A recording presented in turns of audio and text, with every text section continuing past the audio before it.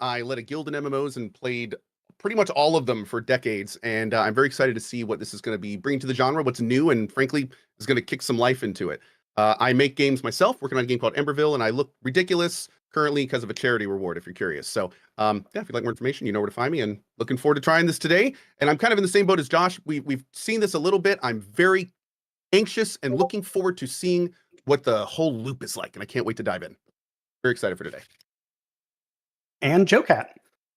Hello, my name is JoCat. I am an animator and artist, and I'm best well known for my guide series on YouTube covering Dungeons and Dragons, Final Fantasy XIV, and Monster Hunter. And I have been playing this in previous builds, so I'm excited to see how much further along it is. In fact, I have seen how much further along it is, and I'm excited to show everybody else as well. I'm just happy to be here. Yeah, we are really appreciative to have you guys. And like we said, feel free to, if you're worried about something, if you have questions about something, there's no filter here. We would rather hear it while we still have plenty of time to fix things. And then finally, I want to introduce our very own Juno, who is our director of product and production at FPC. And since I am not going to be healing today, she is going to join the group as well. And with that said, I think we can go. While we're going out, Ghost, there were some people in my chat that have actually not heard of the project. Would you mind giving the brief overview real quick so they could get all caught up? Yeah, absolutely. So our project is codenamed Ghost. It is a Western-style MMORPG. We are all very much fans of classics like World of Warcraft, of Final Fantasy XIV, going all the way back to things like RuneScape, Ultima Online. We've played them all, and we think it is time for a new MMO. Our signature feature is called Blue Shards, which is not what we'll call it in the game. That's what we call it for now. Our world is one where a planet blew up, and now there are lots of little fragments of that world left in the sky. And so parties of adventurers fly out on skyships, and you'll see a stand-in skyship today, to go to these different shards. So we'll explore a shard. If we have time, we'll do a couple today.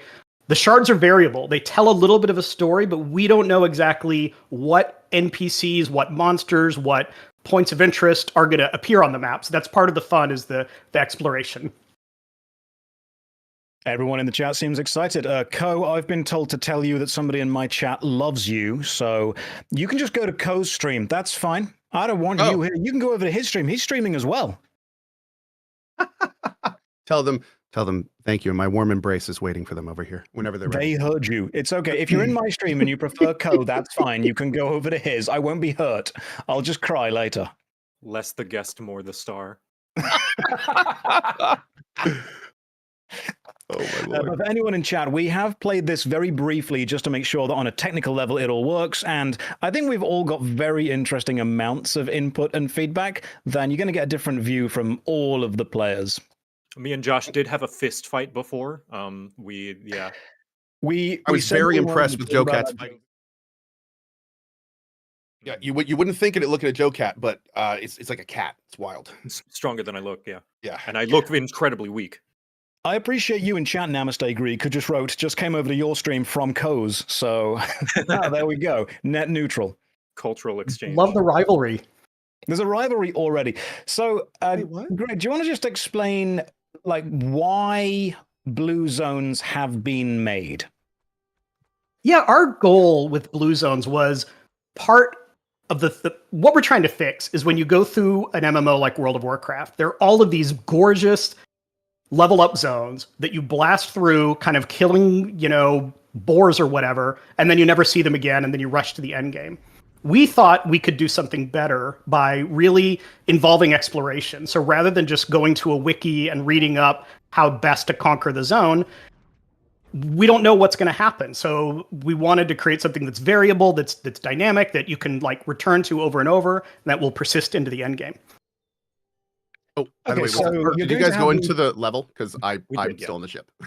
Yeah, we're there. So you're going to have the traditional MMORPG permanent world framework, but blue zones are an addition to that. Yes, that's absolutely correct. In fact, we call the normal zones red zones just to differentiate them. They will be traditional MMO zones. You'll see lots of other players running around. You can, group up with them or fight them or all sorts of things. But the blue zones are private And I'll explain why as we go along, because it lets us do a lot of things you normally can't do in an MMO.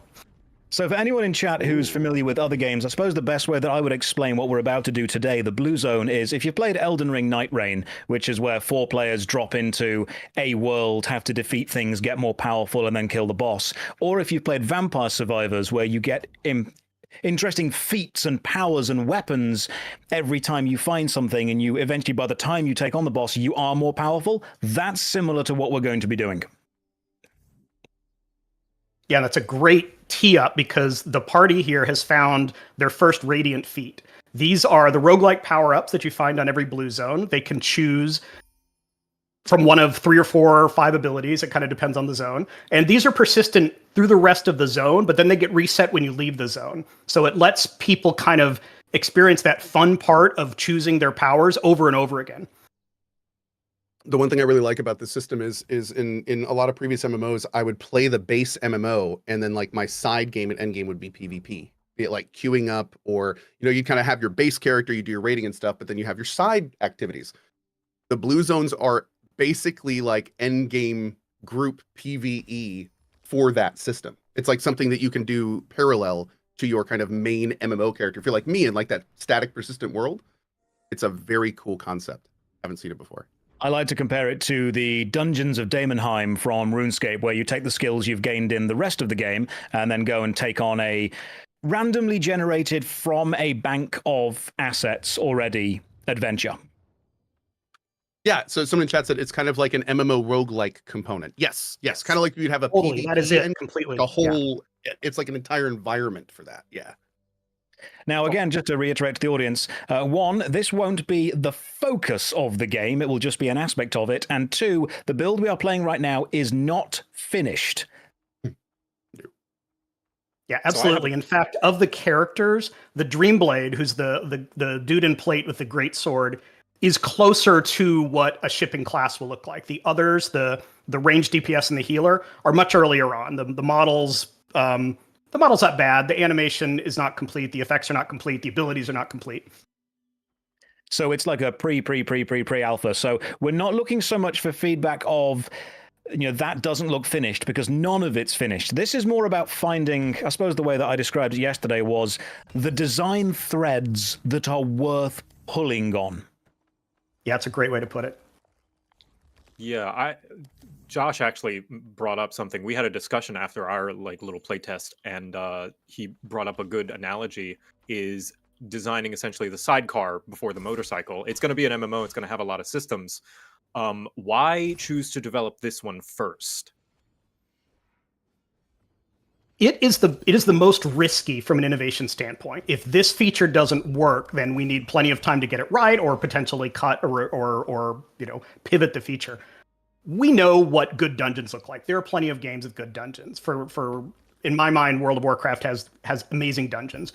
We can more or less use that as a side-in to make good dungeons, but we don't have a good template for this. So we really wanted to test this out first, and then we will build other things like a new player tutorial, a good chat system. Like, we will get to all of that stuff. You kind of start with the hardest parts first. And you guys have a pretty long development path already, right? How long are you guys planning on working on this right now with your runway? We've been in software for about a year, which is pretty fast. Like, I've been on games that lasted for 7 or 8 years, and I would be hesitant to give an exact date on when it'll be finished, but it's not going to be like 7 more years before we're out. We hope to make this game really quickly. I am right behind you, Josh. I was going to say, I know we're all talking about the basics and the construction, but I've actually found the mob of enemies now that I'm going to need help with, and I've aggroed them, so help. Let's get into it. Thank you.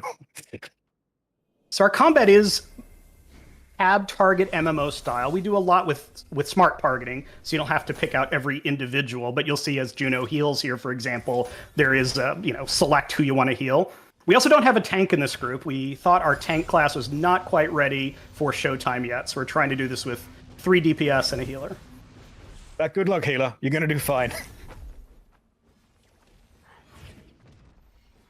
Yeah, that went well. Yeah, I said on X that we did a dry run the other day, and the difficulty was way too off, and it was kind of miserable. So hoping this one goes a little smoother. Much appreciated.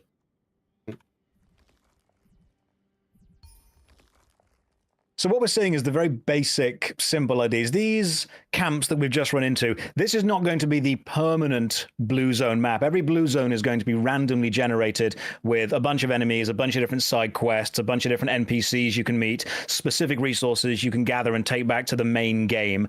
How many variations of blue zone do you think you're going to end up with? So if you think of every different blue zone as a scenario, say, or a chapter in our main story campaign, we might ship with 30 or 40 of these. Meaning, if you see the primary objective of this particular map, it says search for Tomag of the Reaping Wind. Like, that's the main objective here. Presumably, you'll finish the zone when you accomplish that goal. So we might have 30 or 40 of those. And we have a bunch of other required elements that we need in order to tell this story. Like you may have seen earlier on, they found a scouting report talking about the nefarious things that Tomag was up to. Other parts are added algorithmically. So this is a group of philosopher kings. There are bandit NPC.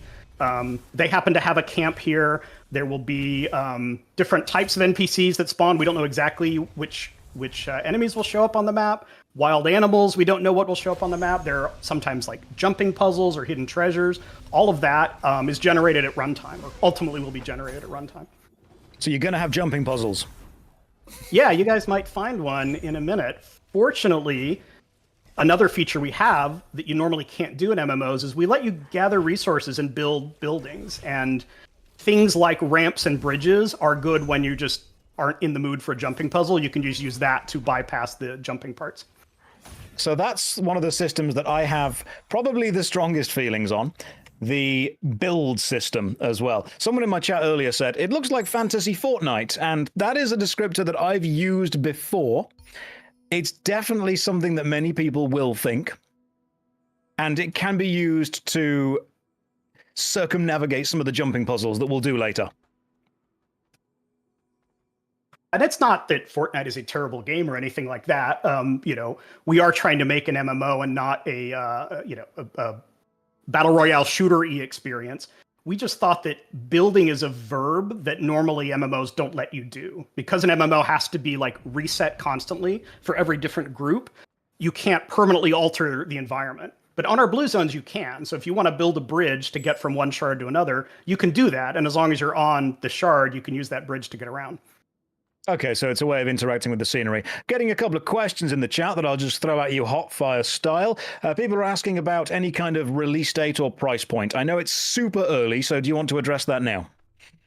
I mean, we don't know a release date. Partially, it's we have to get farther along and know when we're done. If we just pick a date arbitrarily, the game may be bad.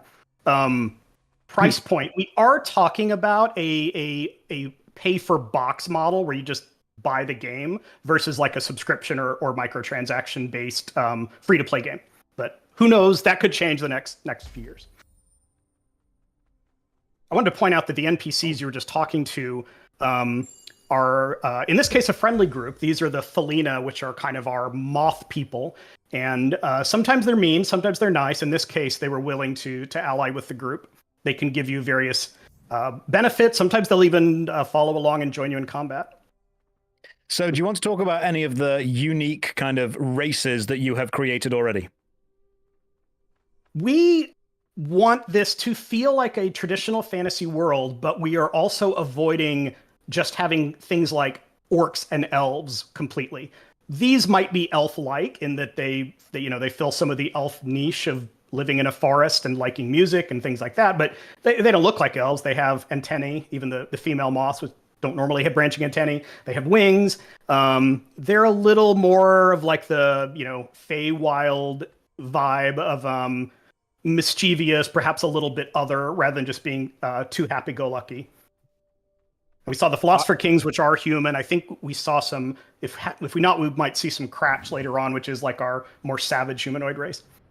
And people are asking as well about the lore of the game. How fleshed out is it already? How much effort have you put into writing the history of this land? So that is something we have totally gone ham on because I believe it is hard to add that later. Like it was built to serve the gameplay. We didn't have to like worry about a licensed IP or anything like that. But we actually do have a lot of backstory worked out. We know the overall thrust of the campaign and like who the major heroes and villains are, and we're even starting to hint at a little of that even this early on.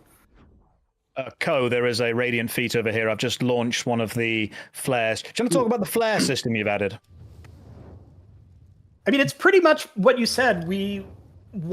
Sometimes the group wants to spread out to do different things, and sometimes they want to come together. And so right now you can just press G for flare to kind of alert the rest of the team to like, hey, I found something cool. Maybe we should come over here. So real quick from my chat, and a great question here. I know I've been seeing lots of different versions of this. What are you guys envisioning for the gameplay loop experience in terms of players? Is this something that a solo player can play beginning to end? Is everything going to be social? How are you guys staging that? I would love to say everything's social and this is just a multiplayer game full stop. I realize that's not super realistic and that sometimes people want to be solo or, their friends are offline or for whatever reason. So we will probably let you do Blue Zone solo. We just don't want that to be the dominant way to play. In most MMOs, you level up solo and don't group up very often. And we think the experience is much more fun with groups. And the best way is with friends. The second best way is random matchmaking. And the third best way is solo, but we'll support all of those. Cool. And then in terms of the core loop, so you start in our hub city, we call it Haven. You fly out to blue zones to get certain types of resources. You fly out to the red zones to get other types of resources. So it's not the kind of thing where players can just choose, I'm a red zone player, a blue zone player. You really need to do both in order to progress your character. And are there any MMORPGs that you would compare some of the systems in this to? We're not saying, are you better or worse than, but things that people might recognize. I mean, most game developers are kind of, inherent. We look for things that work well and adopt them when they work well. And if they don't work well, that's where we try to innovate a little bit. Inherent iterators. Yeah. I almost said inherent thieves, and I thought, that's going to come back to bite me. Yeah. Because I would say one of my most familiar MMOs, especially an action MMO, which this is pushing into, would be Neverwinter. And I compared the combat, especially of the Dreamblade, the class that I'm playing, to the Barbarian two-handed fighter from Neverwinter, which I think was one of the smoothest combat systems. So what's the idea for the combat system? Is it going to be slow, methodical, or is it fast and action-paced? It's honestly closer to slow and methodical. We want people to have a chance to talk about strategies and like, who do we want to take out first? Do we want to crowd control and things like that? The action elements come more in, some of the abilities don't require an inherent target, particularly the melee ones. Positioning matters more. We have a counter mechanic, which is like hopefully you can show it here in a minute, where a monster winds up for a big attack, and if you interrupt it, it's like a parry where you can stop the attack and maybe do extra damage. But it's not an action game like you might think of God of War or Dark Souls. Like, you can't avoid all damage just by getting out of the way of the attack. We still want the game to be somewhat gear dependent, get better gear to have more survivability or higher throughput or things like that. You mentioned the counter mechanic. That is done by just pressing currently the C key on the keyboard, and if you press that without countering something, your character does like a little wiggle. During boss fights, I found matching the counters, especially with your team, quite fun, because if everyone counters correctly, then you see a big team counter sign, so you know that everyone's done it well. Very nice. Yeah. We really want to play on the counter mechanic. We think that it has been a fun part of combat engagement. So we're trying to, provide more hooks into it. Like, you might find a Radiant feat that says you do extra damage after a counter, or we might have some classes that are very dependent on, buffing themselves after a counter. You can see the group has made a little ramp to get over this wall. You mentioned that the gear grind is going to be something you guys are looking at. Are we going to be farming blue zones for rare drops? Are we going to be doing raids? Are we going to be crafting? I mean, all of the above. Ultimately, you will get some rare drops, and probably you guys will get some today if you haven't already. The main currency that you get out of a blue zone today is something we are calling mana right, not a shippable name, but you'll sometimes see little blue balls out on the world. There's also a mana right counter down by the hit point bar. The mana right is a currency you can take back to the town and use to purchase new gear. If you don't get a good drop, you can purchase gear. If you go to the red zones, you get a second currency that you can use to upgrade the gears. That's what I meant about you really need to do both. This is a, I mentioned the Cratch before. This is the big boy of the Cratch, the Hill Chewer, who kind of fills the ogre niche. And you can see it sometimes does a charge and shows you where it's going to run. That's where we get a little bit of the action game element, is like, get out of the way. Right now he's stunned. There he goes. He's going to charge someone. I've got a couple of important questions in my chat. The most important one, I think, is, will Ben Starr voice anything in the game? You know, I could have so much fun picking out like favorite voice actors and people I'd love to work with, but we are, you know, we're not quite at that point yet. The second one is, what's the focus of PvP versus PvE? PvE is the first thing we're building, and honestly will be the focus of the game. We think a really fun way to experience PvP in this game is to have two different parties go into a blue zone and then kind of race to the end. And one of the verbs they have in that sense is like, well, I'm just going to take out the other team to slow them down. So it's a little bit less deathmatching, a little more strategic. What we're probably not going to embrace is very, organized PvP. Like, we're not trying to be an esport here. We think PvP is more fun when it's another tool in your toolbox to like overcome the enemy or get better rewards. Personally, I'm very happy that you're not trying to make it into an esport, because I feel that sometimes ruins the balance in favor of competitiveness over just being really fun. Yeah, several of us worked on World of Warcraft, and it was a constant thorn in our side of like, well, if we nerf this for PvP, then we're weakening the character for PvE, and should we just have two totally different systems? It's a big challenge in MMO design. While I'm sure that most people in the chat know exactly who you are, you just mentioned that you worked on World of Warcraft. For anyone that doesn't, do you want to just let people know what you have worked on, Greg? How long do we have? No, I'm kidding. I started life as an oceanographer, which is why I still use the crab as my avatar. I then worked on the Age of Empires series for, 10 years. I then went to work on World of Warcraft. I invented the Death Knight. I worked on Transmog. I am the person to blame for Dungeon Finder and Raid Finder, although I have some regrets about that. I then left Blizzard and went to Riot Games, where I was the game director on League of Legends for several years. I started up the Riot MMO, which I think is still going strong, and then I left to form my own studio here to make an MMO. No, So worked on one of the most successful MMOs of all time, then worked on the biggest game, and then said, you know what, I'm going to make an MMO of my own. Oh, we have a mini boss coming up here. Ooh. Do we think we're ready? I think so. Are we going to try and take on Vines that strangle down here? Yes. I think so. Okay, let's do this. Co said yes, let's go. Well, So the group looks like they're mostly level 1. Vines is, I'm trying to see, 3? It's level 3. Level 3. Howard, the group does have some radiant feats, so we'll see how this goes. Someone Looks in my good so chat far. mentioned- Vines is about 90%. Oh. Yeah, got a good Well counter done, there. missed it. There's another counter. Someone in my chat mentioned that the particle effects are quite flashy. However, some people have a bit of trouble, seeing clarity. Do you plan to have accessibility options to maybe tone down some of the special effects? Yeah, so 2 ways to answer that. One is we know if we have a large group of characters together and enemies all doing very over-the-top effects, that it makes it hard to see. And so we will have built-in features like your effects look bigger than allies' effects that aren't that important, and enemy effects that are like get out of the fire are going to be more important. On top of that, we will have accessibility options for people who just need to like turn certain things up or down because of Like the way screen they shake and see stuff, or I'm hear the assuming. world. Yeah, Nice one, guys. you did it. I was skeptical, but you pulled it off. And get a reward with another radiant feat. Like in a lot of roguelikes, you sometimes get feats that synergize really well, which is super fun. I mean, it doesn't happen every time. That's part of the joy of getting like a really good run. I think I just saw a pair of boots there. I Yeah, already they have look like tanking good boots. So gear. I was gonna let All y'all's. melee's take I'll it. steal them. It's fine. Currently, Can't our be loot system is very unscrupulous. primitive. It just spews it on the ground and people can pick it up and drop it. Eventually, we'll have a loot system that doesn't favor the melee quite so much. Now, one thing that I struggled with when I first saw this and tried to critique it is my style of critique very much focuses on being given something that is, or close to being, complete, so I can talk about how systems do or don't work. I found it quite difficult to judge this because it is so far away still from what you envision it being at the end. How long have you been working on Ghost for?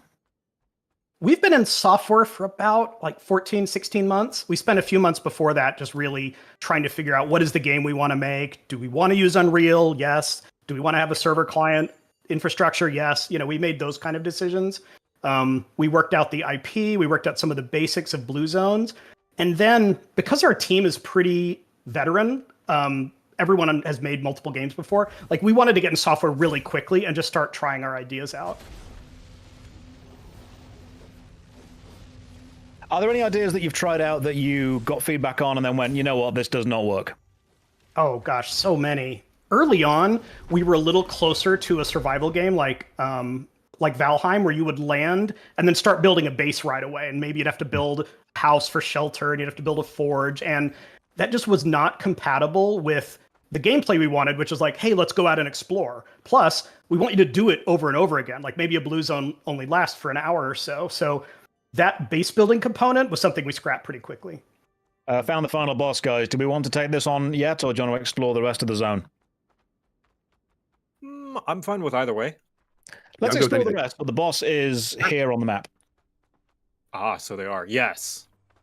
Someone in my chat wanted to ask a question about gathering and crafting and building beyond blue zones, like gathering and such in red zones, I presume they mean. Are there any plans for that? Yeah, we think crafting is an important part of the MMO. So this is something we don't have built in software yet, but we imagine there's two types of resources. There's the kind of wood and stone you all are gathering a lot of now, which we call that shard bound, and it goes into a special part of your inventory. And that stays with you on the zone. We don't want people to feel like, oh, I shouldn't ever use this wood because I might need it later on. You should use it because you're going to lose it if you don't. We also have rare resources, which are permanent, and those are the kind of things you can take back to town and use if you're like trying to put a gem in your pants or that sort of thing. Which is actually something we have. Appreciate the fact that we put a blueprint for a ramp down and then all built it, because you can also build what other people put the blueprints down for, and then everyone ran up and jumped through it. That was kind of cool. Yeah, so we figured out early on it was annoying if like the person who started the building had to be the one to provide all the resources, so everyone could kind of jump in and contribute. So couple quick questions. How are you guys going to be doing the leveling? So like if how is power progression going to work? Are the blue zones going to be scaling to like group power or top level power? Are friends going to be able to play together easily in different levels? So we do have traditional RPG leveling, like most of you are, I think, are level 2 now, and that's permanent. Like that won't go away. That is permanent. Okay. Yeah, and you eventually will probably get to level 50 or something like that. There are power spikes inside of a blue zone as well because you're gaining the radiant feats and things like that. That part will reset. So I kind of describe the power curve sometimes as being, a series of waves that get steeper and steeper over time as you get better gear and you get higher character level. But every blue zone will have its own little mini power curve. Awesome. And then the other question I have is more conceptual. So just so I understand properly, the red zones. If I'm in a red zone, it is a large area, and when I'm running around in that red zone, it's with, I'm assuming 50, hundreds of other players all doing the same thing. It's a traditional MMO zone. Exactly. In fact, we want them to be even a little more dense than normal MMO zones because you don't spend all your time in a red zone. So when you are in one, we really want to make sure that you see other players and ideally even interact with other players. We want to have things like bosses that require a group or, maybe a resource node that lots of people have to contribute to. We probably won't have contraptions in a red zone. That's something we're experimenting with. I'd love to have radiant feats, though. We think radiant feats have been such a hit. We'd like to even have them in the dungeons and raids. I think Radiant Feats is part of the best things.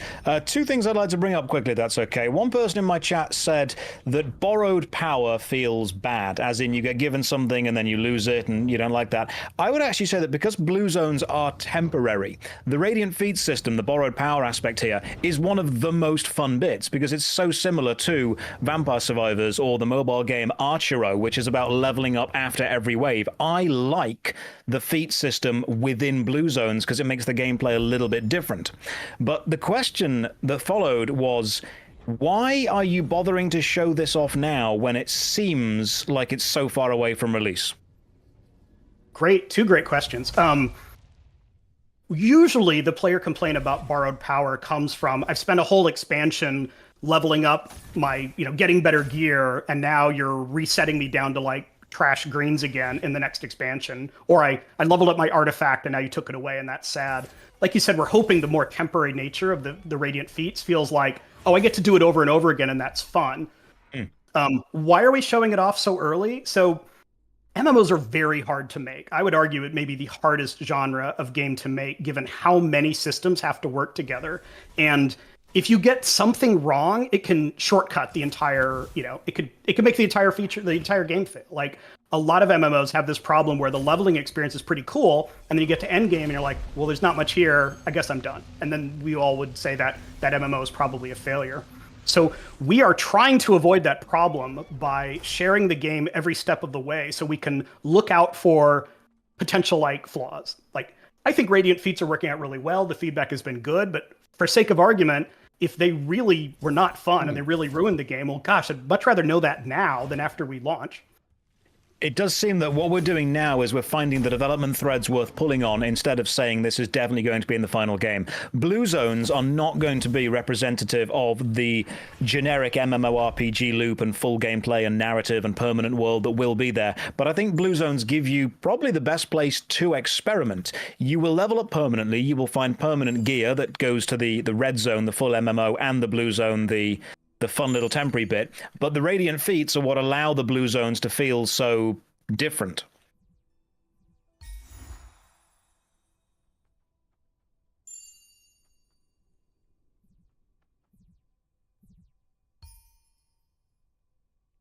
Oh, I'm sorry. I'm sitting here reading chat. There's so many good questions in here right now.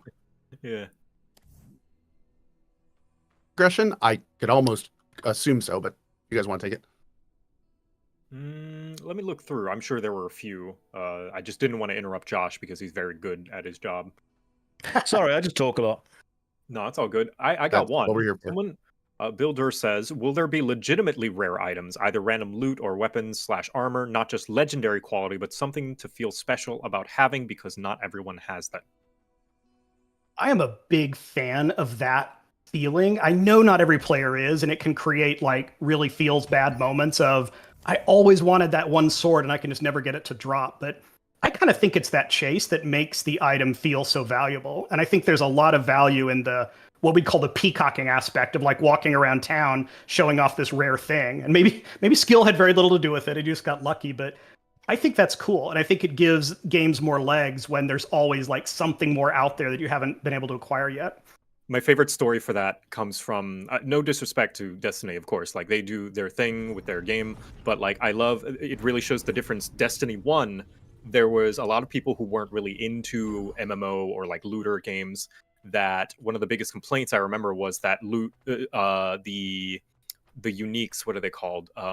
Exotic items, exotic weapons were far too rare. But then Destiny 2, they toned it back and exotic weapons were a lot more common. And it was really interesting to me to see that people playing Destiny 2 were like, oh, the exotics are far too common, make them rare. Because it lost that kind of special, like, reward sense of like, oh, I got a Gallarhorn, It is such a difficult balance to hit that sweet spot, because if you never get the loot you want, like that's frustrating and then players may churn. But if you get the loot you want too easy, players may say like, well, I finished, now I'm bored. So you kind of want to get that like, yeah, maybe tonight I'll get that weapon I've always wanted, but you can't guarantee it. Right. You guys... Sorry. Oh, go ahead. Have you considered a pity system, as in like with Final Fantasy 14, if you finish, say, a Savage raid 100 times without getting the mount drop, you have tokens that you return and just get that mount drop? I think that general system is a smart one and something that most MMO designers probably want to embrace, of like just the bad luck protection. If you don't want to be the person that went like 10,000 times to get the item and it never dropped, you just want to avoid it being so predictable that someone says, well, I know Thursday at 8 p.m. my item's finally going to drop, because then that kind of takes the suspension of disbelief out of like, well, I killed the dragon to see what it was in its hoard. Mm-hmm. Just so you guys know, the old school RuneScape Twitch is watching this now. So hi, Jagex. Hope you guys are doing well. So, quick question to Ghost. With these blue zones, it looks like these zones are, first of all, pretty big, and they're going to be randomly generated. When you have an objective like this, we've been running around now for a good bit and haven't really made any progress at all towards our primary objective. I'm assuming, though, that we could have logged in and just happened to go right to it. So that means this adventure could have been 5 minutes, or from the size of this, it looks like it could be like an hour. How are you guys playing with that? Is that intended? What we want to do with the blue zones is we don't want them to feel completely random. Like, we're not in the procedural generation space of, say, a game like No Man's Sky or even, Starfield or Minecraft. We want to tell a deliberate story. Like, we want there to be a big climax at the end where you fight this dude and have hints along the way to get there. So part of what's going on behind the scenes is that the map places the player's start area and then finds an appropriate area to place the end arena, which is sometimes as far away as possible, but will almost never be like right under the ship. Now, in some cases, if you're brave, you could try to go fight the boss early on before you level up at all, and maybe sometimes you can pull that off, but other times it'll be either the boss is too hard, and it's not even going to always be a boss. If we get to the second zone here, it has a different endgame mechanic. But I think this is Tomag, right? We're going into his lair now, and the final boss. This zone. Fighting a couple of his minions up on this gate here. Cool. We even want to have some variety in the boss fights. Like, we're not going to go for like a Diablo-like affix system where you never know what you're going to get, but we want to have enough variation that even if you fought this boss before, you don't know exactly what's going to happen. Maybe sometimes he calls ads. Maybe sometimes he has a different ability. Things like that. Okay, so we've got a couple more questions in the chat. Will the class fantasy power be a focus of the MMO? How varied are the classes going to be in their playstyle? Oh, I really am a fan of very different classes. We would love the ship with about 30. I know the team freaks out every time I say that number. But you can see they have fewer. Yeah, 30 different classes. But you can see they have far fewer abilities than a game like Final Fantasy. So one way I describe it is vanilla World of Warcraft shipped with, I think, 9 or 10 classes, but each of them had 3 different specializations. So really, they were making about 30 classes at the time. We do want them to do this boss while still chatting. Well, we can take a pause and let you guys strategize. On that regard, though, doesn't that kind of flip the script? How are you guys doing that and also making tangible, meaningful differences within classes? Or are you taking the more like global approach in general? First of all, we want the fantasies to be very different between the classes. So, for example, this healer we call a songbird and uses music to heal, but it's not a bard, but it's also not like a priest or a Overwatch Mercy either. The mage is in this party is the Tempest, which uses like storm magic. We want all of the classes to feel very different. There won't just be a sorcerer or a knight. I'm a big fan of games like Gloomhaven, Pathfinder, Darkest Dungeon, where the classes are really have a little bit of a twist to them. Like, they're identifiable, but they're also a little out there. So I'm currently playing the Dreamblade. I know that we're currently like level 1 and level 2, but I also know that the abilities we all have now are not what a level 1 Dreamblade would have, right? There's gonna be a tutorial, progression, that kind of thing. Yeah. If I was at this stage of the normal gameplay with this many abilities as a Dreamblade, does every Dreamblade use these exact same abilities at this level, or are we gonna have more abilities that we can use and we have to select some and bring them in? How is that process gonna work? The thing we're playing with right now is this idea that as you get closer to the end game, you pick up weapons, and weapons in this game are class specific. Like, there's no other class that uses the greatsword. That's the Dreamblade's thing. So if you find a greatsword, it can affect the Dreamblade rotation, and it might do things like changes your Q into a different kind of Q that does fire damage, or changes into a ranged attack, or things like that. We also have an item slot called a talisman, which is pretty similar to the Dark Souls style talismans that like might do very radically different things for your character. And we're hoping to get that depth through those kind of builds so that people don't, 2 different Dreamblades at max level would actually play very differently. Kind of like the runestone system from Shadowbane back in the day. Yeah, almost yeah, like that's another good subclasses. example. Yep. Cool. Okay, I like that. But if we can't, if that isn't enough depth, we will also look into like, well, maybe you have a different ability you can slot in or things like that. I do hope Sounds you great. don't mind while you guys are talking that I am answering questions that have been answered already in my chat, just like typing them out and being like, oh, they said this. I'm just watching you fly around. Yeah. Go on then, Co. Run and attack the boss. Let's do this. We don't really have a tank, so we'll see how this goes. That's fine. I believe in them. Okay, I got this. If we just kill the boss fast enough that our Good plan, HP doesn't Joe. Oh matter. man, it's a Kill the wind up and a half. I like that. I don't think anyone's fallen yet, or if they have, I've missed it. But we do have a system where you can run over and get an ally back up again if you do it fast enough. So Counter. death The counter? and an immediate wipe. Yeah. Well, I am very stunned. No, I no was one's staring at died my yet, rotation. which is, we're not running any kind of hacks. We're not running infinite health. We're not doing a better healer. Everyone is playing legitimately. Oh, by the way, Just skill. As far as one I know. small suggestion to the devs, since it does look like countering is going to be a huge deal in this game, it'd be awesome if we could get some kind of ability loadout towards the center of the screen so we don't have to kind of stare in the bottom right for our rotation. Warframe does it so well with the dots, but just some kind of, because this is very, for those that aren't seeing, I'm using my Q ability to build up my mana, which I'm then expelling into my E ability to try to burn the recast of my 1 ability while keeping the cooldowns of 2 and 3 down and 4 up when I can. So it's like, you have to kind of, there's a lot of balancing going on. You have to kind of watch to see, like I'm having to stare at that 1 to see if the cooldown actually goes off. So Yeah, because I can't really stare to do the counter. That gets reset by the big slash. Oh, is that sound? Does that sound always go off when you need to counter? There is an audio cue. There for is an counter. auditory cue. Yeah. Okay, great. That's going to be very helpful. I should have moved. But you're there. right that we may also let players like move around elements on their screen. Oh, there's someone. that'd Yeah, be JoCat went great, down yeah. and now is being revived. Well Yeah, done. Thanks. it's purely because I just wanted to demonstrate it, not because I totally Completely. That was very considerate. For the of you, benefit man. of the Thank you audience. for that. Thanks, Yeah, Joe. what a guy. What a guy. 2-1 for the team there, didn't he? Wow. Someone has said so far the most realistic part of this is they've not managed to find a tank for the group content. Double DPS in it. So assuming we finish this, we could at least start a second zone, and we could choose medium difficulty if you guys feel up for it. Since this, Because that went so well. when we Oh yeah, practiced without a it tank. last That time. sounds like a great idea. If you want to stay on easy, that's fine. It's your game. No, yeah, do Let- it. Do it. Let's see what I'm happens. down.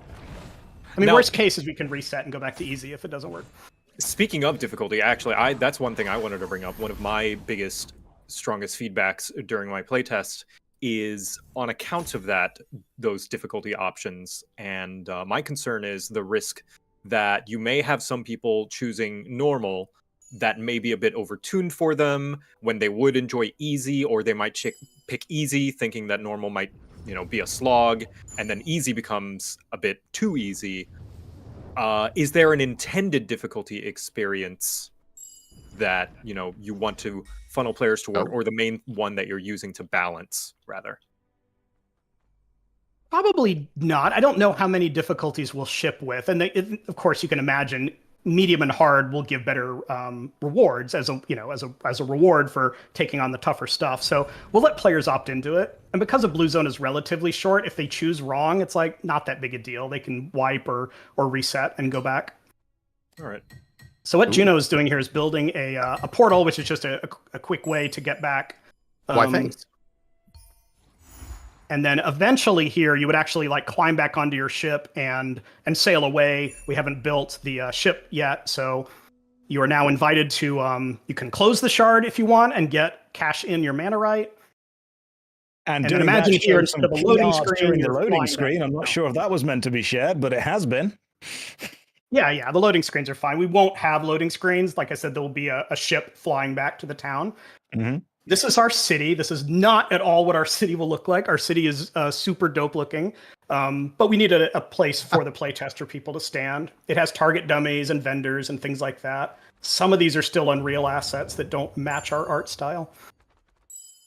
Now, there are some really interesting questions in the chat about super deep development stuff and super specific engine limitations and whatnot. I think it's very important to reiterate, almost nothing you're seeing right now is the final product. This is a very, very, very early part of the process. 18 months, less than 18 months work has got us to this bit.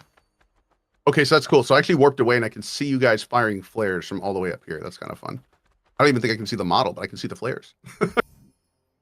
Used to be like when I started in game development, we would call this phase gray box because literally everything was a gray box. You'd have to say like, hey, pretend that gray box there is a dragon and go fight it. One of the nice things about Unreal and particularly the marketplace is you could just go get assets. You could go purchase them for relatively little money. So these are not like our trees, I don't think. These are Unreal marketplace trees, not unlike the trees in the Blue Zone, which were actually made by our artists. So if you see Juno's stream here, this is opening up the atlas, which will decide which map we're going to next. And she is picking medium difficulty for the follow-up. Another thing I wanted to point out here were the shard echoes. These are mutators that affect the entire map. So on this map, it looks like occasionally a hammer will fall out of the sky that you need to avoid. And if you're clever, you can try to get the hammer to fall on enemies. Let's see what the second one is. So the first time we tried to do this, it was the echoes that really made it difficult. What's the purpose and the point of the echoes, and how varied are they going to make the blue zones? The echoes are just another way to make sure that the blue zones feel different. It's a zone-wide persistent effect. We had one the other day, which was really cool, which is that the trampolines had double the normal height. So we built a lot more trampolines than we normally would have. Looks like the other echo you got for this one is enemies will explode on death. So keep that in mind to get out of the way when someone falls. So we have exploding enemies and hammers falling from the sky. Yep. Okay, cool. So just don't stand still. Yep. And medium difficulty, so we'll see how this goes. Right, so all the enemies are also tougher. Right. This is going to. I think JoCat asked about dynamic difficulty.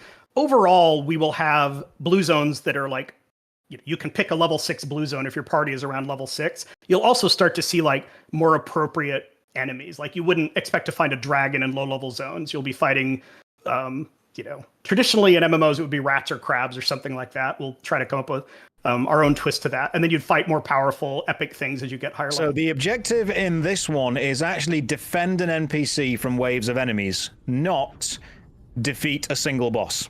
Mm-hmm. Exactly. And we'll also have objectives that are like find an item or, maybe escort an NPC if that's not super frustrating or something like that. I'm being we want to have very ready. I hope you guys are ready to fight. Guys, good luck. Here we go. These are Undreaming. This is our version of Undead. Oh, God. We call them Undreaming because they die from lack of sleep rather than being just skeletons or zombies. But the husks, which are the melee ones, are actually pretty weak. So hopefully you guys can take them out. I believe I may be ranged casters are much more powerful. That guy in the back is a lamenter, and he's casting spells. And there's a counter. We got this. Easy. All right. Oh my gosh.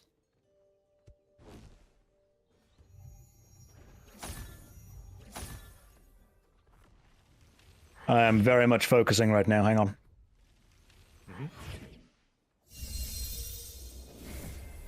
You can tell when shit got real. No more chatter. I know, right?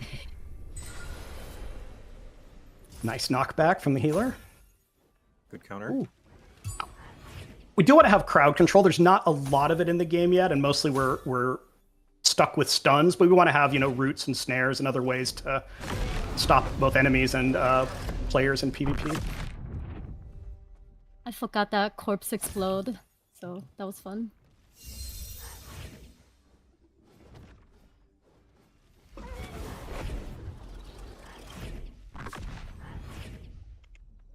Yeah, I think the most impressive thing, definitely from the previous playtest to this one, is just seeing all the different variations that you guys have when it comes to blue zones.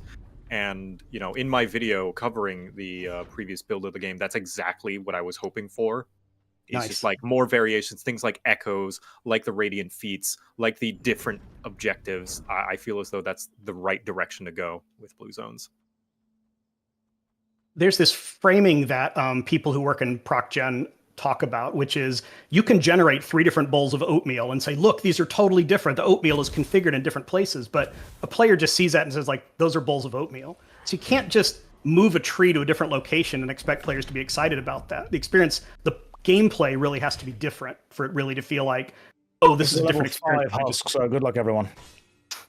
I'm gonna get rid You of guys are the level 3. I think you're fine. dust boils. Now here's an interesting thing. You guys have got environmental hazards as well in these dust boils. Is that also a part of the generation, or is that more so like is that another aspect that is randomly generated, or is that tied to the undreaming? It's tied to the undreaming. The undreaming spread by creating the dust boils, which then generate the dust, which includes the thorns. I should say the biome we're playing on today is called the Witchwood. We will have multiple biomes when we ship the game. The Witchwood is kind of a Eastern European forest, so a lot of it is like, with that kind of grim fairy tale idea in mind. So the undreaming, they have like deer skulls for heads, and they grow thorns around their camps. It's like Gino has found a little tent. Is there something in the tent?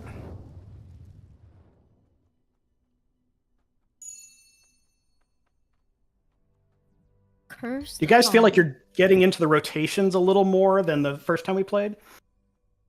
Yeah, without a doubt. Now I know what resets what, but Ko is right that we need a visual kind of hint that our reset ability has actually reset our other skills. How are you guys planning on doing servers? Are we going to be picking individual servers, making sure our buddies pick the same one? Can everyone just play together easy? We want to play together easy. We realize you lose something in the spirit of like backing up.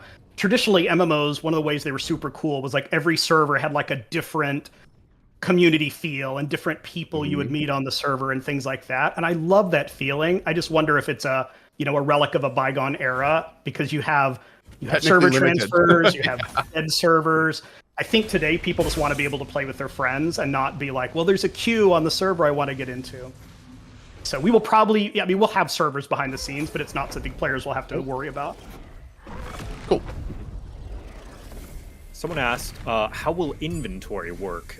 Weight limit, slots, like a bag system like WoW, or just a set amount of slots? Right now we have a bag system, much like WoW. I don't think it will be weight based or Diablo style, like size of the item based. TBD, like what do we need in the terms of banks, or we've talked about maybe you have a shared cache among all the characters on your account, or those are just features we haven't gotten to yet. Interesting question in the chat. People are saying that if you're locked into a specific class when you choose your class, how varied are the radiant feats within Blue Zones going to be to make each Blue Zone a different gameplay experience? Because the fun of a roguelike comes from building a new group, building a new style of play every time. Yeah, right now the radiant feats are not class specific. It's something we debate a lot of, do we want to go down that route, or do we want to do more class specific stuff through like the weapons and talisman system I was mentioning earlier? Another idea is role based feats. So like the healer character might have a different choice, but every healer would have the same set. If I could make a suggestion to consider, perhaps there is a radiant feat to get rid of that restriction. Maybe. Which restriction? Like, should you go down the roles or class-based restriction of like these? To say like now Yeah, there could be a radiant feat that just like you get other classes radiant feats. There is an echo that gives you more radiant feats. Like typically you get a choice of 3, but there's one echo that gives you a choice of 5. You guys may have had that on the first map. I think that if Blue Zones are effectively the roguelike element of the MMORPG, then the more variation we can add into it, the better. Yeah, we really want to make sure players don't get bored of Blue Zones. We can't afford to have players say like, yeah, I did Blue Zones for a while and now I'm kind of done with them. Like then we're spending a lot of development time on something for nothing. So we really want to make sure it's the core experience of the game. From kind of that core experience perspective, it seems like how are you guys planning on balancing the things that fundamentally make an MMO an MMO with like a big majority of the game being basically small group roguelike play? Like it sounds like, because that's going to be basically mandatory, right? Yeah, it'll definitely be mandatory. We're hoping it'll feel more like 50-50, like you spend half your time in blue zones and half the time in the larger red zones. So, like, and I asked this just specifically, kind of just like, is this an MMO or is this an MMO roguelike? Like, is this something different? Some people Because I would feel like when you say say- MMO, you're thinking like big persistent world, like lots and lots. Like this feels like something else. I don't know. Some people would argue that a roguelike has to mean that you are constantly like dying and starting over from zero, and you do progress here. You keep your loot, you keep your character level, and things like that. So, you know, it's a. I know there's another term for that, a rogue legacy like or something. But we do. I mean, we want it to feel like an MMO. We don't want people who love MMOs to like reject this game and say, "Oh, well, this isn't for me." If it's not for them, then we've kind of failed. So if like that traditional experience is that more like just large scale play, is there a world where that roguelike component is less mandatory? So they can still have fun in that like more traditional MMO component part? I think if there are players that really don't want to spend any time, I mean, they'll have to come to the Not blue necessarily zone any, some but because just, you know, there's currency like here. But yeah, like I was talking about earlier, like a lot of times you kind of get to you spend 300 hours getting to the end game, and then you PvP sometimes, but your kind of main game is the MMO. yeah, Like, I'm I think wondering that's fine if players, like, particularly once they're at endgame, decide that what they really want to do is focus on PvP, or what they really want to do is focus on the raid. Like, that's fine. We're not going to like twist their arm to do all the different features. Cool. Okay. But they Here's a can't mechanical completely. question. If we jump to this other massive land, can we get back to where we are now? Always, Yeah. Went for it. You Always can. by Maybe. Let's find building out. a bridge. Yeah, I'm or right behind you. Let's something. do it. Let's You just can glide also around. build the portal, which will take you back to the ships. There are ways Oh, to the get portal there. takes us back, yeah.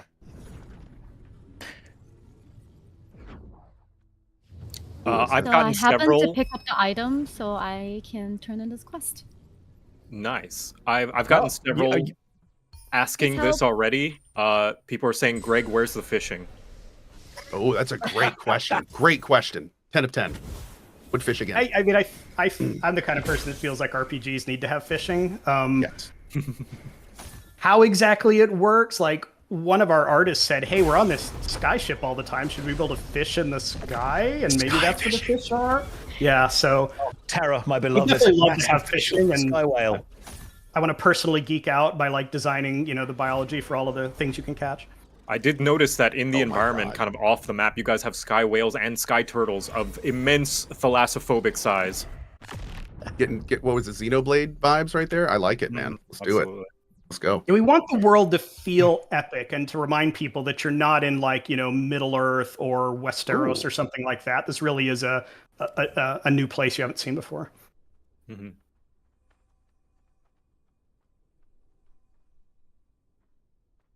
Oh, Oh, I did we? found a radiant feat. Oh, this is complete for this section. Okay. Thought we won for a second. I think So somebody another else question has help. that's coming up repeatedly in the chat is, with this being such an early build, why show it? And I think the answer is you're interested in the potential future players of the game being actively involved in the process of creation. So just talk a little bit about how much you want the audience involved in the process of creation. I mean, it is like fundamental to the way we run the studio to like make sure that players are, have a seat at the table, and that we're building a game that they're going to be excited about, that we're not doing something dumb that's going to annoy them. We're not crowdsourcing the game. We're not going to have players like vote on features or things like that. But like the question, Ko was asking just a little bit ago of like, is this too far from MMO? Are we going to have a lot of people who are excited about this game ultimately reject it? Like, that's the kind of stuff that we want to make sure to nail. And if we need to like add more MMO features or make sure that the red zones are more front and center, like, again, I would much rather fix that before we launch than be trying to like panicky patch it in, before we lose all our players.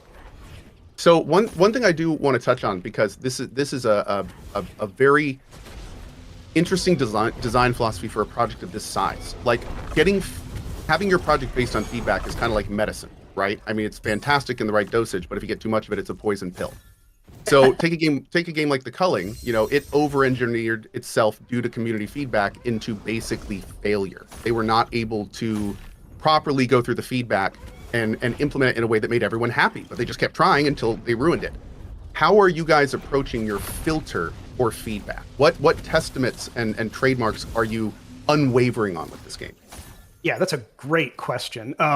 For starters, we have a very solid vision of the game that we want to make, and we have a very solid idea of who the audience is. So we're not trying to make a game for everyone. We've had some like more survival players saying like, well, I wish the building was a bigger part of the game. Or we've had people say, well, I really just want to like have something like WoW arenas and focus on that. And like, yeah, they may be disappointed. If you try to make a game for everyone, you end up making a game for no one. That's part of it. It's just be crystal clear on your audience and like what is core to the vision or not. Like exploration is core to the vision. And if we got a lot of feedback that said, well, what I want to know is just give me the map of the whole thing and show me where everything is, then I can just go to the next part. Like we wouldn't do that because that just kind of fundamentally violates the vision of the game. Oh, awesome. It's hard though. I mean, this is something I've tried to do my whole career is like listen to players, really understand their concerns and what it is they're trying to fix so that we can make a better game. Because, we want players to embrace the game. Or if people come and they're like, this game's okay. Well, gosh, we've just spent a lot of time and money for nothing. That's exactly right. I'm glad you guys are thinking about that. We live in an age of too many of those games, unfortunately. People are asking in the chat a very simple question. Who is the target audience for this game, then? We really want to target Western, by which I mean players who love World of Warcraft, Final Fantasy XIV, Elder Scrolls Online, Guild Wars 2. Like, a lot of those games, are in some cases decades old. And there's a sense that it's time for a new big tentpole MMO. And when we ask players, like, if we made a new MMO, would you try it? The numbers it's like 80% of players say absolutely. So we think the hunger is there and the timing is right for this kind of game. But that is really the core audience we're targeting. If we get a lot of people who love Warcraft and hate our game, we've probably made a mistake. Now that said, we're not trying to take on WoW. We're not trying to say, don't play WoW anymore, play our game instead. And in some cases, we're trying to make a game that lets you fit it in, even if you have like a main that you mostly focus on.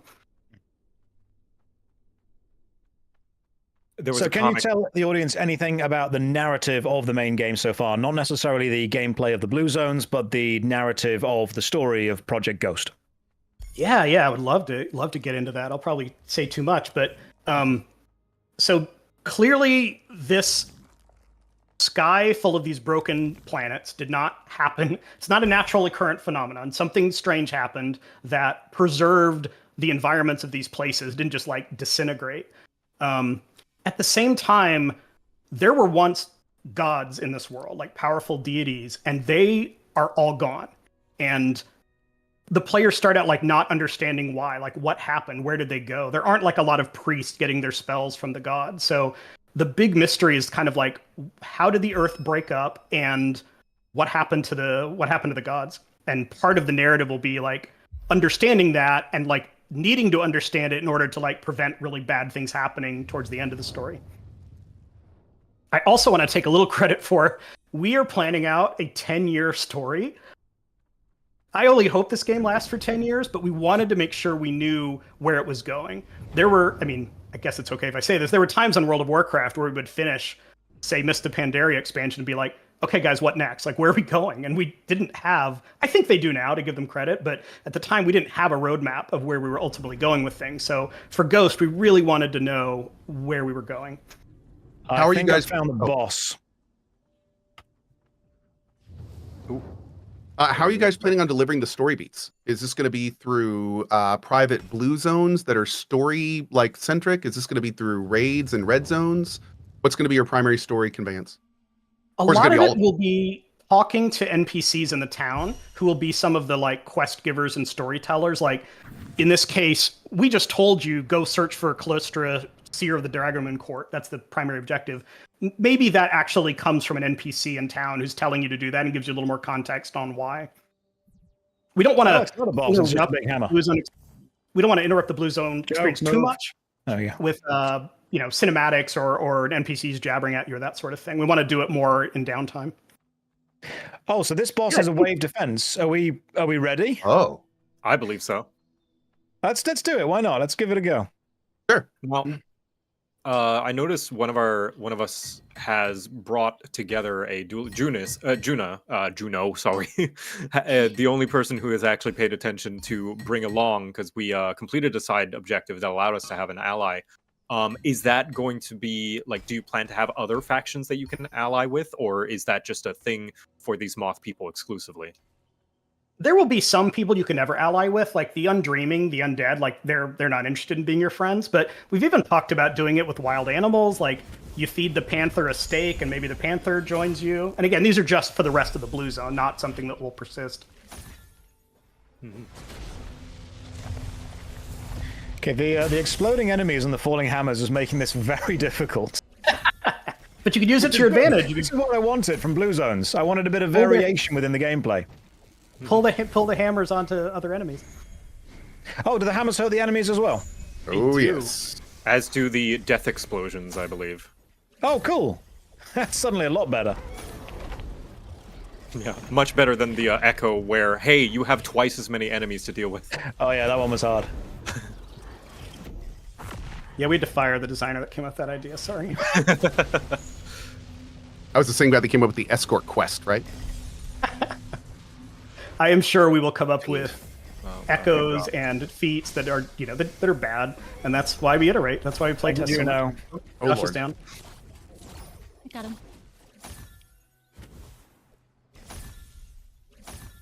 Do the attacks lock you into place? I think most of the attacks do have an animation that kind of parks you, but some of the attacks are mobile.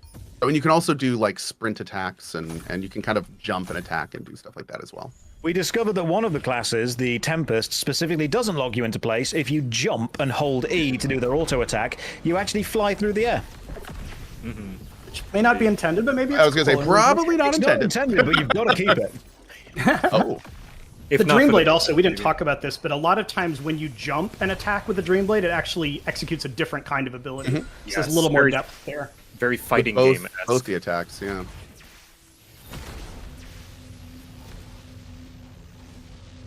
We do not have much of a threat system at all. It's something we're building now, so that's a little bit of why you are seeing enemies just kind of, sometimes pick a target and then switch.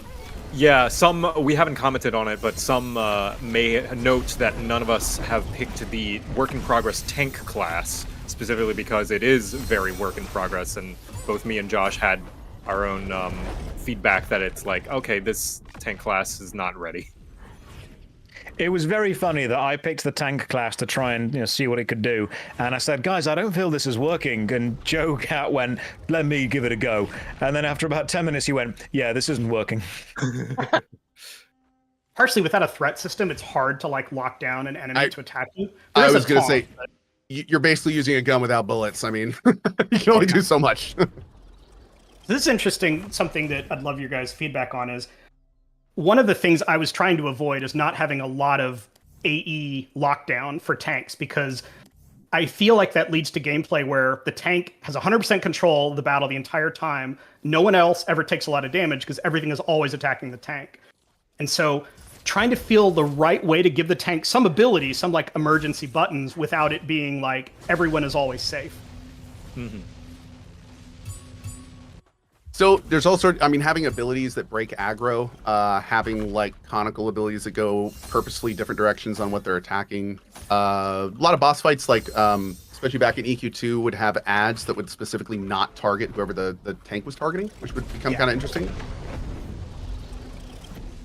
So, what's cool about this game is it doesn't really have to be which one do you pick. It's just those are all different, the limiters that could be in different blue zones, right?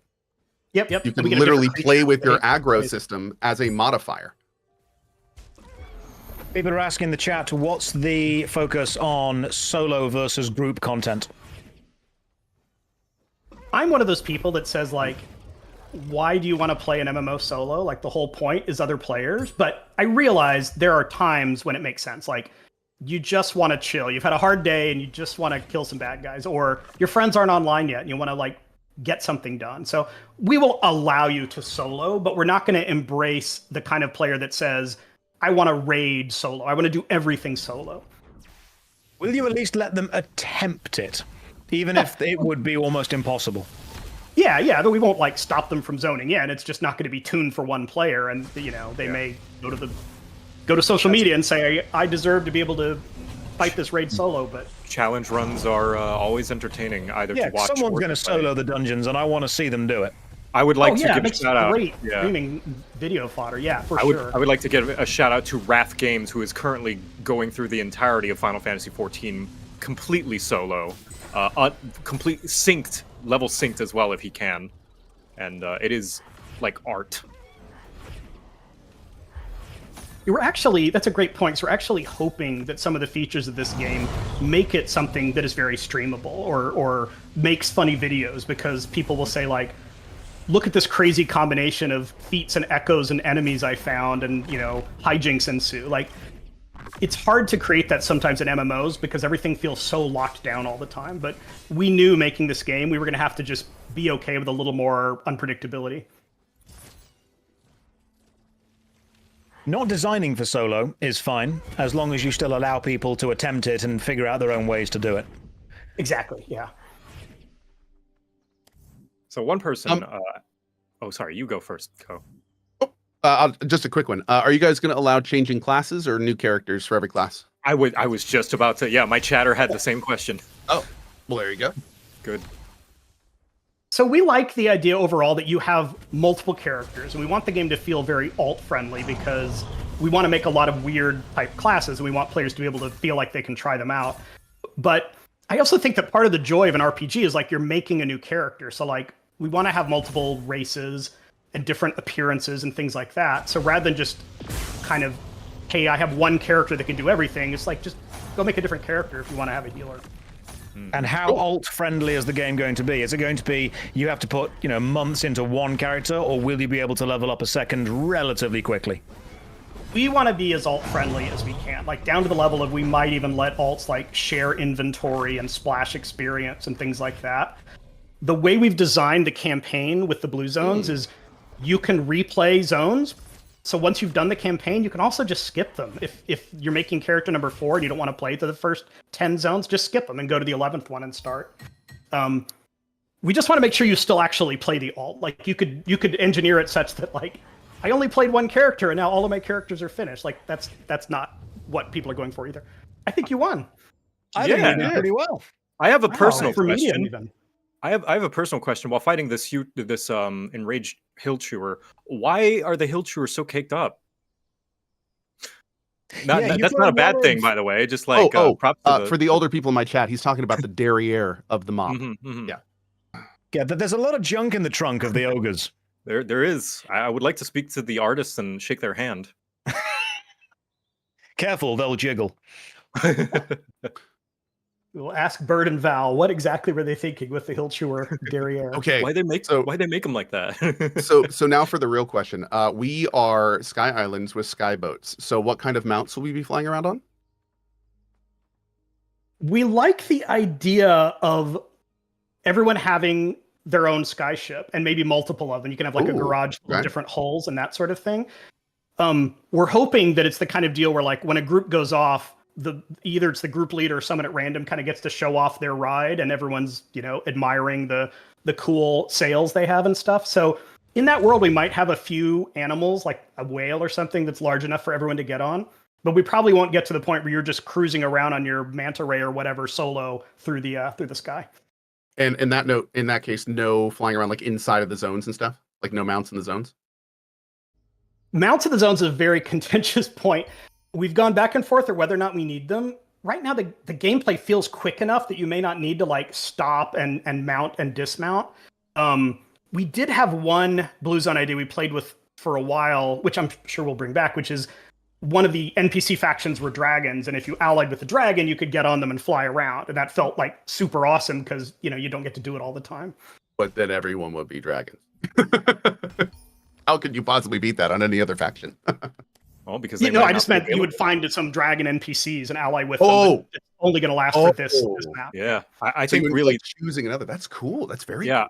I do want to compliment you guys on the design front. That is very clever. The fact that you have this variation gives you a lot of wiggle room to have things that are broken, things that are crazy, things that are weird, because it's not going to stick around all the time.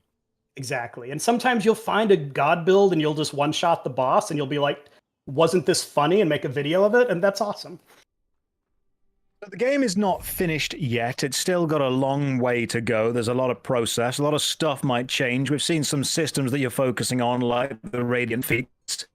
What do you hope the audience take away from seeing this stream? Because you're going to get people that go, well, the game's not finished. Yeah, we know it's not finished, but what do you want the audience to take away? First, we just kind of want them to understand the kind of game we're making and what we're going for, so that when we start asking for feedback, and hopefully we'll get more people able to play test soon, that they'll kind of know the right way to direct the feedback. If someone's like, really, I really wish your game was a first-person shooter, it's like, well, that feedback is perhaps not as helpful. But if someone says, I like the feats, but they're too random, well, maybe there's something we can do with that. So at this stage of development, are you guys looking for and taking feedback on what is here, like on a public level? Or are you guys going to be kind of like opening the floodgates on a day or event, at a specific place, a specific medium, that kind of thing? Honestly, we'll probably do a bit of both. Like, we would love to get to the point where we have, our own Discord. Maybe we do like Q&A streams or stuff like that, and just find out what's on people's minds. Like, I'll be interested to go back and read, not only the chat, but the feedback that comes out about this, and what players are excited about, where they have concerns, what parts of the art style do they like? Where do we think we still need to invest? Like, all of that is really helpful as we decide what we're going to work on next. And honestly, and on that note, before we run out of time, I'd love to just get feedback from you all of like, what do you think we should work on? Like, what needs the most attention next? And then maybe, what's working well? The enemy density in the blue zones needs to be tuned up about 10 times as much, because I like the combat. I just don't like the long runs between the combat. I would say... That's funny, because I was telling the team to thin it out at one point, because I thought there were like so many camps. It felt like the suburbs, or it's like, let's go see what the Undreaming are doing. Next to them are some pirates or whatever. So I would argue, good feedback. Maybe we overdid it. I want to kill more stuff. Yeah, I would argue maybe not necessarily, like, I agree, more stuff between, but I would argue that it doesn't necessarily need to be enemies, like optional objectives, like the climbing puzzle that we did in the playtest, Josh, like, just like things to do in between, even if not necessarily enemies. Yeah, you guys didn't have a lot of jumping puzzles in this one, and again, that's just part of the random nature, is sometimes you get some, sometimes you don't. Yeah. Yeah, for me, the biggest feedback, I'd probably need like an hour or two of your time. I like my feedback is more on the overall vision of the meshing of these two significantly not different, but they are rather complementary. But I just came from the game Dune, and they are having an issue with a schism in terms of the gameplay loops they're offering their community, and it's causing a lot of friction. And they got to a point where they're kind of too late to pivot, and now they're kind of trying to deal with it, and it's not a great situation.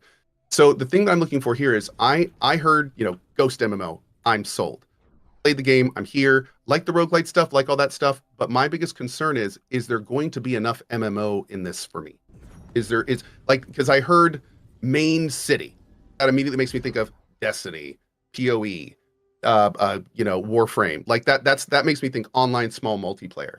Not like every, not bunch of cities out in an immersive world that's always persistent. Like those, I attach a lot of things to the term MMO that I don't know if it will be in this game, which is one of the reasons earlier I was like, I don't know if this really is an MMO, because that sets all these expectations that I don't immediately know if the game will offer. Not that what's here isn't awesome, but it's just like that's where my biggest feedback is I'd love to see more. Like maybe even from you guys, like a letter of like, what about this is going to make me feel like I'm really playing an MMO and not just kind of another online action small player game kind of thing. Side note, while we're talking, I've found a mini boss, so if you could all converge on me, that'd be great, please. Coming right now. Thank you. On my way. Yeah, I agree with That's a great point, because I had kind of chosen one city, because in a lot of MMOs, there are multiple cities, and typically 5 of them are dead, and everyone is in one. Yep. And then 3 important keynotes, and then every other one has single-digit players. Yep.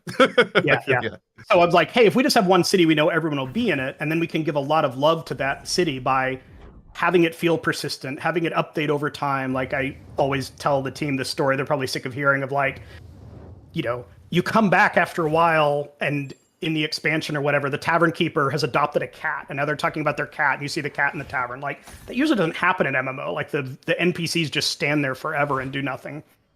Ooh. Mm-hmm. This, I believe, is not our art. I think this is an old Unreal Lich, but still makes a fine villain for now. It still feels I good was hitting struggling with, and I had a conversation with a couple of the Fantastic Pixel Castle guys about this. I see, and correct me if you think I'm wrong in any of this, I see Ghost right now in two very distinct ways. I see it first as an idea, a project, a process, an MMO that's being made, that's being worked on with lots of potential. And as far as that goes, I think it's great. I think the potential is definitely there. But I also see it as the actual gameplay slice that you've given us to play. And normally my review style is based on the gameplay slice that I have, not the promises of potential for what it's going to be. So I'm finding it quite difficult to critique it in my normal style because I want to critique the game that I'm playing right now, even though I know this isn't going to be representative of the game that you're ultimately going to end up making. Right. We're not going to be shipping this and players aren't going to have to make a decision about do they want to play this or not. Yeah, that makes sense. And it's even more interesting to add on top of that, that it's going to be so driven by community feedback that like none of us may know what it's going to look like at that point. Like it's an interesting, very unique situation. Yeah. And it will change over time. But of course, we'd also be happy to have you all back periodically to kind of check in and see if you still think the direction is good or if we veered off in a crazy space or something. My biggest feedback is get that tank working, get that aggro system working so that you can really know what you're working with in terms of the combat. Because like a lot of this is combat and, you know, a lot of the classes' abilities interact with each other. So having the tank available, I think will be very, very helpful for the playtesters. It's close. I think we'll get to the tank online pretty soon. I look forward to it. I think the way that I've described it to people is this isn't so much displaying the ingredients that are going to be used to make a cake, as in showing the idea of the kind of cake that you may one day make and asking if this is the right process that people do want. So the ingredients can all be changed around and gathered. It's earlier than early right now. It is a prototype. That's where we are, where we have to like test features out before we put a lot of love and polish on them. So what do you see the end game being? Because people are going to play it, finish it. What are they going to do ultimately? What's the final gameplay loop? We do want to have raids and challenging dungeons just because several of us grew up on that and we love that. And I've even thought, I may have mentioned this, about is there a way to put radiant feats? Like after every boss you get a radiant feat. Maybe that would be fun. We also think there's potential to have like really challenging blue zones where you have to really plan out every single pull because it's kind of brutal, and maybe, you know, we could even make them hardcore where you can only die once. Or we think, again, for end game, we think that might be a fun challenge. Just out of curiosity, is there any lore basis for the roguelike stuff? Not a lot. We've been figuring out what that is. Your characters in this world are something called a radiant, R-A-D-I-A-N-T, not like radiance. Yeah. And that's why we do things like when you glide, you have the big circle behind you. We call that a halo because you're a radiant and you're somehow touched by magic that, again, you don't quite understand the origin, but you're more powerful than mere mortals. And so that's why they're called radiant feats, and we're trying to tie that into what it is about that lets you pick up the power. And we'll have an answer for it. It's just this is one of those features that we added more recently and have to work the lore around it while there's still time. Yeah, real quick to chat. No, blue and red zones have nothing to do with PvP. Blue zones are the RNG zones. They're kind of procedural zones, and red zones are the more standard MMO zones. Yeah, like exactly. Yeah, we just call them blue and red because I needed a way to quickly differentiate them when pitching the game.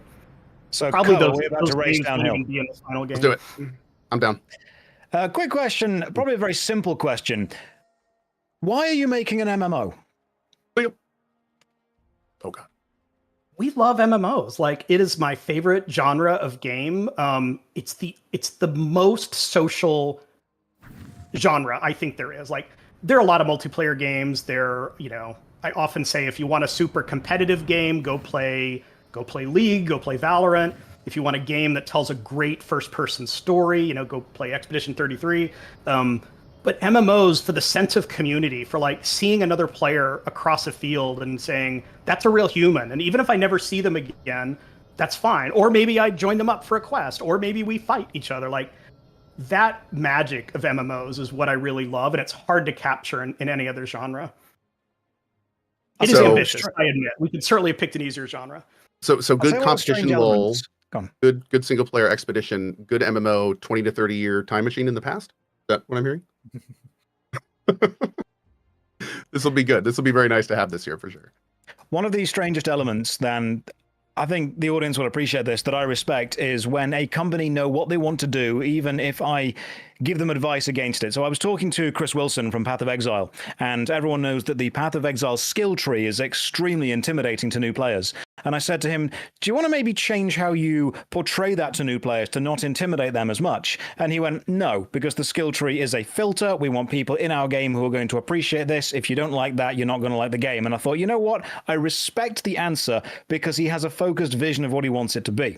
So when I was chatting to the fantastic Pixel Castle guys and said, hey guys, an MMO is a really hard game to make. You could just make a mobile game or a single player RPG. And they turned around and went, no, we want to make an MMORPG because we love this genre. I kind of sat back and went, okay, then that's the best answer you can give. Well, guys, I really want to thank you for doing this. We took a lot of notes and learned a lot, and I can't wait to see what your various communities have come back with. Hopefully, we'll see more conversations on the internet over the next few days. Thank you for having us. Yeah, thanks so much. And please keep in touch, and please come back and play with us more. Yeah, thank you guys so much. Reiterate to everyone watching, this stream wasn't to get you to pre-order or to support any kind of Kickstarter or to financially gain in any way. It was just, look, we made a thing. Yeah, you're cool. This is cool. Why don't we hang out and check out our game? Yeah, there's no call to action here. We just wanted to get a little bit of feedback and get the game in front of people and see their reaction. Very much. Really appreciate your time, guys. Thank you very much. Yeah, thank you, Thanks, guys. Phil. Thanks, JoCat. Thanks, Josh. Thanks, Juno. Everyone who's been watching my stream, thank you very much for watching. You can follow Fantastic Pixel Castle on all of the socials. It will be linked in the Twitch, link to the video. It's on Twitter, on Instagram. They've got a load of cool stuff. And any more notice on the game, I will let you know. Everyone in my stream, thank you very much for joining. I will see you guys later. Take care. Real quick, Ghost, one final thing. If somebody was watching today, they're super interested, they want to be ready to start giving that feedback as soon as you're ready, where do you tell them to go? What's your main point of, do you have a Discord, website, forums? Where are you sending people right now? We don't have a Discord yet. It's something that we do want to build up, but it does require some work. Cool. We'll see it on social media. We're on Twitter X and Blue Sky. We have you can hit up me. You can hit up our official @ Fantastic Pixel Castle. We'd love to hear feedback that way, but we'll probably find it anywhere you are on the internet. Perfect. Thank you so much, brother. I've linked to your Cheers YouTube for joining, guys. You guys have a great night. Take care. Yeah. Bye, guys.